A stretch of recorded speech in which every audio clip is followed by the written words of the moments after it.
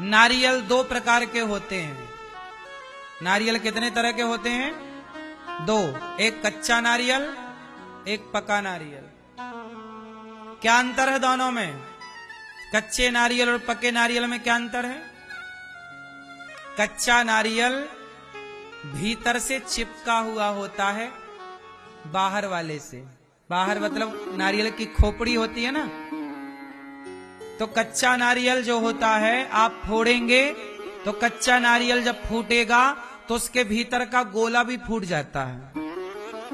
सही है? जबकि पका नारियल फोड़ेंगे तो खोपड़ी फूटेगी उसकी, गोला नहीं फूटेगा। बात सही है कि गलत है? नारियल दो तरह के होते हैं, कच्चा और पक्का। कच्चा नारियल जब टूटता है तो गोला भीतर का भाग भी टूट जाता है। ऐसे ही दो तरह के लोग होते हैं, एक कच्चे लोग, एक पके हुए लोग। कच्चे लोग वो हैं कि जैसे परिवार में कोई घटना घटी, परिवार में किसी प्रकार का कोई संकट आया, तो परिवार में संकट आने से आप भी प्रभावित हो गए। बाहर की खोपड़ी टूटी तो गोला भी प्रभावित हो गया, गोला भी टूट गया। कच्चा नारियल है।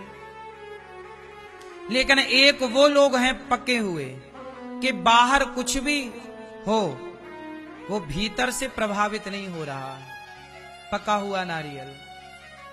जैसे होता क्या है कि आप लोग संसार से ऐसे ही चिपके हुए हैं जैसे कच्चा नारियल का गोला खोपड़ी से चिपका है। आप भी चिपके हुए हैं, परिवार से, दुकान से, पैसे से चिपक गए। जरा दुकान में नुकसान हुआ तो लोगों को लगता है अब जी के क्या करेंगे।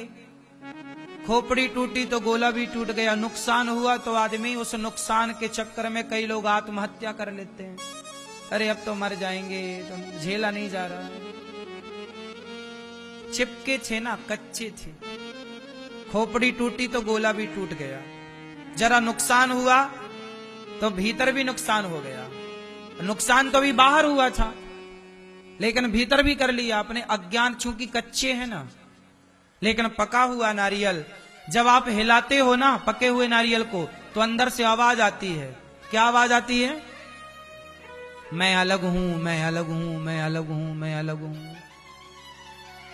मानो अंदर का गोला कहता है कि मैं खोपड़ी से अलग हो चुका हूं, खोपड़ी फोड़ दो, मुझे खरोंच नहीं आएगी। यही है, जीवन में ऐसे रहो कि संसार में कुछ भी घटना घटती रहे उसका प्रभाव तुम्हारे भीतर ना जाए। क्योंकि ये संसार की घटना ना आपके हाथ में है ना मेरे हाथ में है। ये तो होना ही है, उसे आप रोक भी तो नहीं सकते। और यदि आप उस घटना से प्रभावित होते हैं तो प्रभावित होकर भी पा क्या लेंगे, कर क्या लेंगे? तुम्हारे हाथ में कुछ होए तो प्रभावित भी हो। आज कुछ भी जीवन में घटनाएं घटती रहती हैं सबके जीवन में, तो क्या आप उस घटना को रोक सकते हैं? क्या राम के वनवास को दशरथ जी रोक सकते थे? बोलो बोलो। नहीं। हानि को कौन रोक सकता है? इसलिए हानि जो हो रहा है वो ईश्वर की मर्जी है, चलने दो उसे। तुम हर हाल में बाहर वाले से मतलब जगत से अपने को अलग रखो, पके हुए नारियल की तरह, कि बाहर जो घटना घट रही है उसका हमारे चित्त पर, हमारे हृदय पर कोई प्रभाव नहीं पड़ेगा। हम भीतर से ये जान लें कि हम परमात्मा के, हम किसके हैं? परमात्मा के। अच्छा एक बात बताओ, कच्चे नारियल में क्या होता है? बोलो। पानी, और पके नारियल में, बोलो, पके नारियल में तेल। ये पके नारियल का ही ना तेल निकलता है, खोपरे का तेल, नारियल का तेल।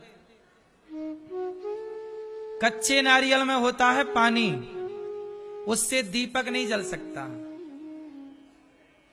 जबकि पके हुए नारियल में तेल होता है, उससे दीपक जल सकता है।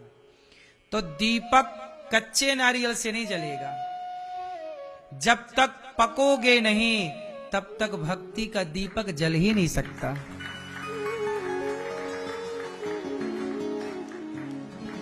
भक्ति का दीपक जलेगा ही तब जब ये पानी सूख जाएगा।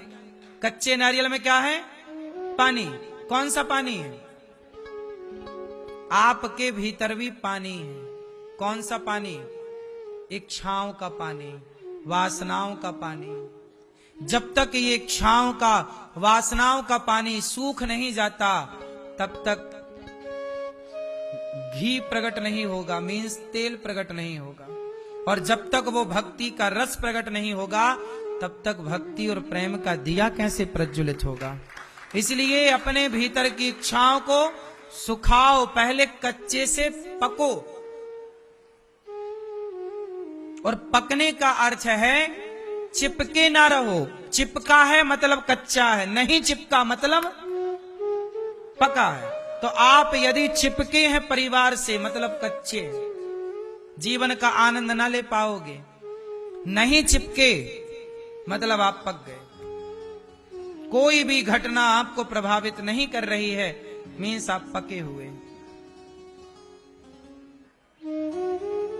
इसलिए मेरी मां, ये मानव का चोला बार बार ना मिलेगा। मैं चाहता हूं कि आप लोग पक जाओ। क्या हो जाओ? सुदामा कच्चे हैं कि पके हुए हैं? बोलो। सुदामा के भीतर कोई वासना का पानी है? कच्चे हैं, पके हुए। इसलिए कौन मिला? पके थे सुदामा, तो जगत के पालनहार ने अपनी सिंहासन में बिठाकर नेत्रों के जल से सुदामा के पांव पखार दिए। यह है पकने का फल। पक गई मीरा, तो आज सदियों बाद भी उन्हें याद किया जा रहा है।